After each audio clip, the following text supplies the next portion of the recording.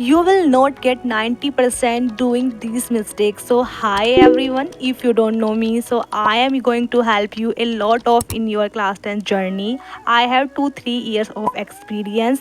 If you don't know me, so I have teach a lot of student in last 2-3 years, and I am teach a lot of student offline, so I have observed all these mistakes. So in this video में उन सभी mistake को address करने वाली हूँ जो आप लोग करते हैं और मैंने पर्सनली ऑब्जर्व किया है बच्चों से बात करके। तो मुझे लगा पर्सनली कि इस टॉपिक पे बात करनी बहुत ज़्यादा ज़रूरी हो जाती है। अगर आप लोग यही गलतियाँ करते रहे तो फिर आप 90% कैसे स्कोर करेंगे। अगर आप लोग 90% स्कोर करना चाहते तो वीडियो को बिल्कुल भी स्किप मत करना, क्योंकि बहुत सारी चीज़ें हैं जो तुम्हें स्टार्टिंग से लेके एंड तक बतानी है, फिर वो बीच में छूट जाएंगी, फिर तुम्हारे कुछ समझ में नहीं आएगा। अगर तुम्हारे पास टाइम है तो वीडियो कंप्लीट देखना, अगर टाइम नहीं है तो वीडियो को भी छोड़ दो, बाद में किसी दिन देख लेना जब तुम्हारे पास टाइम होगा। क्योंकि अगर तुम्हारे पास तुम्हारे लिए टाइम नहीं है और तुम्हारी इतनी ज़्यादा इंपॉर्टेंट चीज़ के लिए तुम्हारे पास टाइम नहीं है तो भाई फिर तुम रहने दो, तुम इस वीडियो को छोड़ सकते हो, तुम कुछ भी जो तुम्हें करना है वो करो। सो जो बच्चे सीरियस हैं अबाउट अपनी प्रिपरेशन तो वो इस वीडियो को एंड तक ज़रूर देखना। भाई मेरे सभी प्यारे छोटे भाई बहनों के मेरी तरफ से बहुत सारी इन्फॉर्मेशन है इस वीडियो में। तो अगर तुम लोग नए हो चैनल पे so make sure you can subscribe, because काफ़ी ज़्यादा रिलेवेंट चैनल है तुम्हारे लिए। अगर तुम लोग सब्सक्राइब नहीं करोगे तो जो मैं इन्फॉर्मेशन भेजूंगी वो तुम्हारे तक नहीं पहुँचेगी। तो that's why you can subscribe. And first of all to thank you to all मेरे छोटे भाई बहनों, तुम लोग इतने अच्छे अच्छे कमेंट करते हो ना, जिसकी वजह से मुझे मोटिवेशन मिलता है। एंड मैं आप लोगों के लिए वीडियो बनाती हूँ ताकि आप लोगों को हेल्प हो आपकी क्लास 10th की जर्नी में। और मैं चाहती हूँ कि मेरे सभी छोटे भाई बहन 90+ से ज़्यादा ही स्कोर करें अपनी क्लास 10th की इस बोर्ड्स में, क्योंकि अभी तुम्हारे पास ना टाइम है, तुम कर सकते हो। तुम्हारे ऊपर बहुत ज़्यादा प्रेशर अभी से आ चुका होगा कि आप लोगों के पेरेंट्स ने भी आपसे एक होप बना ली होगी कि आप 90+ लेके आएंगे, क्योंकि भाई कंपटीशन एक्चुअल में इतना ज़्यादा बढ़ गया है। सब बच्चे इतने ज़्यादा अच्छे अच्छे मार्क्स लेके आ रहे हैं, तो तुम्हें भी लेके आने चाहिए। तुम्हारे पास भी वही सब चीज़ें हैं, सेम रिसोर्सेज हैं, तो तुम लोग भी कर सकते हो। तो तुम ज़्यादा इस चीज़ में डिप्रेस मत फील करो, तुम लोग कर लोगे अच्छे से। बट तुम्हें अपनी कुछ चीज़ें हैं जिनको सुधारना है, तो उसकी वजह से ये वीडियो बनाई गई है। तो वीडियो को थोड़ा एंड तक देखना। और टाइम ज़्यादा वेस्ट नहीं करते हैं, वीडियो को स्टार्ट करते हैं। तो सबसे पहली जो मिस्टेक आप लोग कर रहे होंगे जर्नली, जो बच्चे जर्नली करते भी हैं, वो क्या है, वो जर्नली बैठ के लेक्चर्स देख लेते हैं। ऐसे लेक्चर्स देखते हैं जैसे मान लो कोई मूवी वगैरह देख रहे हैं, वो देख लेते हैं ऐसे लेक्चर्स, फिर वो अगले दिन उन सब चीज़ों को क्या है ना भूल जाते हैं। हो सकता है कुछ कुछ चीज़ें उन्हें याद भी हों, बट जब वो आंसर लिखने बैठते हैं ना किसी टेस्ट पेपर में, किसी क्वेश्चन पेपर में, तो वो क्या पाते हैं कि वो कुछ भी नहीं, मतलब उन्हें कुछ आंसर फ्रेमिंग करनी नहीं आती है। वो रैंडमली, मतलब उन्हें आता है यहाँ से भी, मतलब टॉपिक के बारे में उन्हें थोड़ी बहुत खबर है, बट वो आंसर फ्रेमिंग नहीं जानते हैं। सबसे बड़ी मिस्टेक होती है आंसर फ्रेम करना, जो बच्चे नहीं जानते हैं। एग्जामिनर को क्या पता भाई तुमसे कितना आता है, तुम कितने तुम्हारे कॉन्सेप्ट क्लियर हैं, तुम्हें सब चीज़ें उंगलियों पे रटी हैं, उन्हें कैसे पता चलेगा।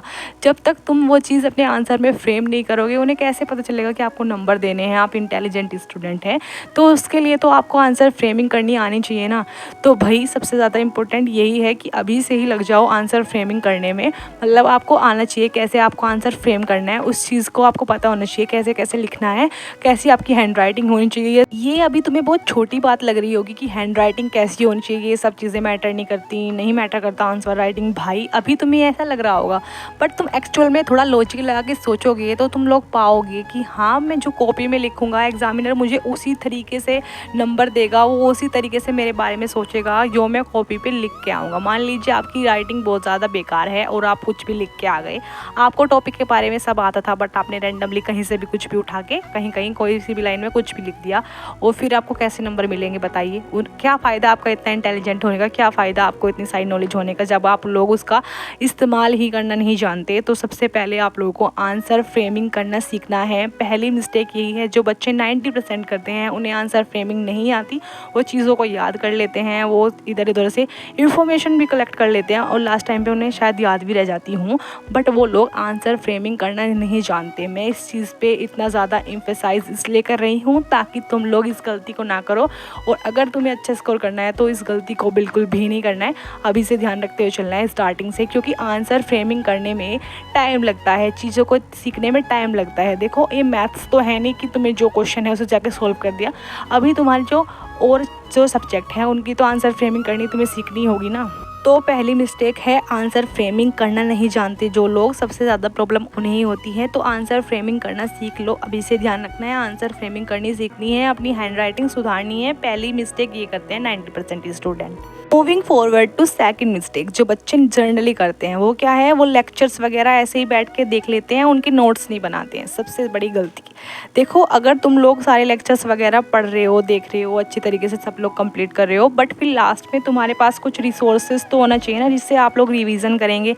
अब बहुत लोग बोलेंगे कि हमारे पास तो PDF होता है, हम तो PDF से पढ़ लेते हैं। भाई तुम PDF से पढ़ लेते हो तो वेल एंड गुड, बट मेरी मानो तो अपने तुम्हारे मतलब नोट्स होने चाहिए जो तुम्हारे एक्चुअल में हेल्प करेंगे एग्जाम में। PDF तो तुम्हारे पास लास्ट टाइम में इतने ज़्यादा इकट्ठे हो जाएंगे तुम्हारे पास, फिर बहुत ज़्यादा बर्डन हो जाएगा। तो अच्छा तो यही रहता है अगर तुम लोग अपने नोट्स बना लो, अगर मेरी मानो तो। अगर आपके पास PDF से काम चल जाता है या तुम प्रिंट आउट वगैरह ले लेते हो तो वेल एंड गुड है, बट अगर तुम्हारा मतलब नहीं होता ये सब तो भाई तुम्हें डेफिनेटली नोट्स बनाने चाहिए। वो तो इम्पोर्टेंट हैं, डेफिनेटली है, बट कुछ लोग नहीं बनाते, वो उसकी मर्जी होती है। बट तुम्हें, अगर तुम लोग चाहते हो कि मैं अच्छा करूँ तो that's why you making notes is very important for your preparation. बहुत सारे बच्चे नहीं बनाते हैं, बट अगर तुम्हें लगता है कि जनरली मुझे अच्छे मार्क्स लाने हैं तो you will definitely make your notes. भी तुम्हारी 2 मिस्टेक्स मैंने बता दी जो बच्चे जर्नली करते हैं। पहली कि वो क्या करते हैं, आपका मतलब आंसर राइटिंग नहीं जानते और हैंड राइटिंग भी बड़ी बेकार होती है, तो उसकी वजह से नंबर कटते हैं एग्जाम में। सबसे पहले ये गलती है, क्योंकि इस जो प्रोसेस है ना, इसको करने में टाइम लगेगा। देखो, अभी तुम्हें टाइम लगेगा तभी तो तुम्हारी हैंड राइटिंग इम्प्रूव होगी, और अगर अभी से करना शुरू करोगे तभी तुम आंसर फ्रेमिंग करनी भी जानोगे। और दूसरा जो मैंने बताया, नोट्स भी अगर तुम अभी से बनाओगे तो लास्ट में वो सब चीज़ें कंप्लीट तभी होंगी जो अभी से शुरू करोगे। तो ये कुछ चीज़ें ऐसी हैं जो स्टार्टिंग में आपको पता होनी चाहिए और आप लोग वो गलती ना करो। तो that's Y I am making this video. अगर वीडियो थोड़ी इन्फॉर्मेटिव लग रही है ना तो जाके एक प्यारा सा कॉमेंट कर दो कमेंट बॉक्स में, क्योंकि आई am waiting for your comments. अच्छा, अब बात कर लेते हैं मिस्टेक नंबर 3 की, जो जनरली बच्चे करते हैं और वो क्या करते हैं ना, फिर लास्ट में पछताते हैं। वो है रिवीजन ना करना टाइम पे। क्या करते हैं वो कि फर्स्ट डे वो पढ़ लेते हैं कोई भी चैप्टर, उसकी थ्योरी वगैरह समरी सब रिवाइज तो कर मतलब नोट्स बना लेते हैं, पढ़ लेते हैं जर्नली। फिर जब उसे अगले हफ्ते उठा के बैठते हैं ना तो वो देखते हैं कि वही मैंने पढ़ा तो था, कहीं कहीं से चीज़ें याद आ रही हैं, बट मेन जो चीज़ें हैं वो मुझे याद नहीं आ पा रही हैं। तो भाई तुम्हें ये गलती बिल्कुल नहीं करनी है। भाई मेरे प्यारे छोटे भाई बहनों, अभी से ध्यान से रखना है कि रिवीजन इज़ माई प्रियोरिटी। उसे सबसे ऊपर रखना है रिवीजन को। रिवीजन सबसे ऊपर होना चाहिए। हाँ, सब चीज़ें इंपॉर्टेंट है, बट रिवीजन इज़ मस्ट। वो आपको करना ही करना है, उसके बिना काम नहीं चलेगा, वरना पिछली चीज़ें भूल जाओगे जो लास्ट मंथ में पढ़ी थी। और काफ़ी लंबा जर्नी है तुम्हारा, तुम्हें दिख रहा होगा कि एग्ज़ाम कब होंगे, तो सब चीज़ें तब तक याद भी तो रखनी है। भाई क्या फ़ायदा फिर तुम अभी पढ़ लोगे अप्रैल में और फिर तुम क्या है ना दिसंबर में सब भूल जा रहे हो। कुछ फ़ायदा है उस चीज़ का? जब तुम्हें उस चीज़ को तुमने अभी याद किया, किस लिए याद कर रहे हो? कि मैं फाइनल एग्ज़ाम में जाके लिख पाऊँ। तो उसे याद रखने के लिए रिवीजन करना पड़ेगा। रिवीजन करो, रिवीजन इज़ मस्ट, वो तुम्हें करना ही करना है। और भाई मेरा मानना तो ये है, अगर तुम्हारा लग रहा है तुम्हें कि मुझे आज पढ़ने का मन नहीं है, उस दिन उठा के रिवीजन कर लो। रिवीजन मतलब बहुत ज़्यादा ज़रूरी है। तुम्हारी प्रिपरेशन का जो सबसे ज़्यादा इंपॉर्टेंट पिलर है ना, वो रिवीजन है। अच्छा, अभी मुझे कमेंट बॉक्स में जाके ये बताओ आप लोग कि आपने ना कितने चैप्टर कंप्लीट कर लिए अपने सब्जेक्ट में। मतलब साइंस में कितने चैप्टर कंप्लीट हो चुके हैं विद रिवीजन, और हिंदी में कितने चैप्टर हो चुके हैं विद रिवीजन, और साइंस में कितने चैप्टर हो चुके हैं with revision, because revision is must. तो moving forward to 4th mistakes जो जनरली बच्चे करते हैं बट वो ध्यान नहीं देते हैं। तो भाई सबसे पहले आपको आपका पाथ पता होना चाहिए, आपको अपना रास्ता पता होना चाहिए कि मुझे कहाँ पहुँचना है। अगर आप लोग सोच रहे हैं कि बस मुझे तो बस पास होना है, तो भाई this video is not for you. अगर आप चाहते हैं मैं अच्छा स्कोर करूँ, 90+ स्कोर करूँ, तो this video is for you. तो भाई मैंने जो ये 3 मिस्टेक्स आपको बताई हैं ये सबसे ज़्यादा ज़रूरी हैं, और जो 4th मिस्टेक जो बच्चे करते हैं वो भी बहुत ज़्यादा ज़रूरी है। शायद वो इन सब चीज़ों से ज़्यादा ज़रूरी है। तो सुनो ध्यान से।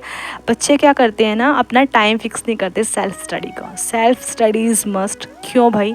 क्योंकि देखो इतने सारे नोट्स बनाए, उसका क्या फ़ायदा बताओ? अगर तुमने उसे याद ही नहीं किया तो कोई फ़ायदा है उस नोट्स का बनाने का? तो सबसे पहले अपने रिवीजन के साथ साथ अपना याद करने का टाइम भी फिक्स करो। अपना टाइम फिक्स करो जब तुम्हें बैठ के सेल्फ स्टडी करनी है। सेल्फ स्टडी का टाइम फिक्स करना इज़ वेरी इंपॉर्टेंट, क्योंकि अगर टाइम नहीं निकालोगे सेल्फ स्टडी का, ज़्यादा नहीं निकालना है, अभी 2 या 3 आवर्स निकाल सकते हो। 2 तो मतलब ठीक है, 2 घंटे तो निकालने ही पड़ेंगे, ज़्यादा इम्पोर्टेंट है तुम्हारे लिए। मतलब तुम्हें इतना टाइम तो निकालना ही पड़ेगा अपनी सेल्फ स्टडी के लिए। देखो जो दिन में नोट्स बनाए हैं, जो स्कूल में पढ़ा है, उस सब चीज़ों को रिवाइज़ भी तो करना है ना। तो फिर बताओ क्या फ़ायदा? रिवाइज़ तो बाद में करोगे, पहले तो याद करना ज़रूरी है, लर्न भी तो करना है उन सब चीज़ों को जो स्कूल में पढ़ रहे हो, जो बैच में पढ़ रहे हो, क्योंकि लर्न फिर लास्ट में नहीं होगा। इतना सारा सिलेबस है भाई, तो अभी तुम्हारा इतना ज़्यादा टाइम है तुम्हारे पास तो तुम कर सकते हो। तुम लोग बोल रहे हो टाइम कहाँ है, स्कूल जाते हैं और फिर ट्यूशन जाते हैं। भाई सबके साथ यही है, सब टॉपर इन्हीं सब रास्तों से निकल के बनते हैं। वो उनके पास ऐसा नहीं होता कि वो स्कूल भी नहीं जा रहे ना कोचिंग जा रहे फिर भी टॉपर बन जा रहे हैं, ऐसा नहीं होता है। वो भी इन्हीं रास्तों से निकल के जा रहे हैं बट फिर भी वो टॉपर बन रहे हैं क्योंकि वो टाइम को मैनेज कर रहे हैं। तो आपको अपने टाइम को भी मैनेज करते चलना। अच्छा, अगर आप लोग अभी तक वीडियो में हैं और वीडियो को देख रहे हैं तो सबसे पहले जाके भाई एक कमेंट कर दो कि यस दीदी मैंने सारी वीडियो देखी है, ध्यान से सुनी है, सब चीज़ें समझी हैं और आई विल प्रॉमिस यू कि मैं इन सब चीज़ों को अपने ऊपर अप्लाई करूँगी। मैं उन चीज़ों को अपने ऊपर अप्लाई करूँगा। ये सब चीज़ें मेरे लिए रेलेवेंट है, आई अंडरस्टैंड, मुझे सब चीज़ें समझ में आ गई हैं। देखो और भाई जेन्युइनली मैं चाहती हूँ मेरे सभी छोटे भाई बहन ना अच्छा स्कोर करके आएँ इस बार अपने बोर्ड एग्ज़ाम में। ये तुम्हारी लाइफ के फर्स्ट एग्ज़ाम है and I am so excited for this, क्योंकि मैं चाहती हूँ मेरे सभी छोटे भाई बहन बहुत अच्छा स्कोर करके आएँ। एंड मुझे लगता है अगर तुम लोग अभी से स्टार्टिंग करोगे ना तो डेफिनेटली तुम करके आओगे। क्या पता तुम लोगों में से किसी की AIR 1 भी आ जाए। तुम इतनी मेहनत के साथ अगर पढ़ोगे तो डेफिनेटली आएगी भाई, क्यों नहीं आएगी। और फिर तुम लोग आके कमेंट बॉक्स में बताओ कि दीदी आई हैव AIR 1। तो भाई मैं यही सब चीज़ें मैनिफेस्ट करके तुम लोगों को समझाती हूँ कि मेरे छोटे भाई बहन इतना अच्छा स्कोर करके आए हैं एग्ज़ाम में। जो उन्हें मिस गाइडेंस पहुंचाई जा रही है वो ना उनके पास जाए, अच्छी अच्छी चीज़ें जो उनके लिए रेलेवेंट है वो उनके पास जाए। तो that's why I am making this video. सो बच्चों, अगर वीडियो अच्छी लगी है तो बहुत प्यारा सा कमेंट करके जाना कमेंट बॉक्स में। I am waiting for your comments and thanks for watching. If you are new this channel make sure you can subscribe.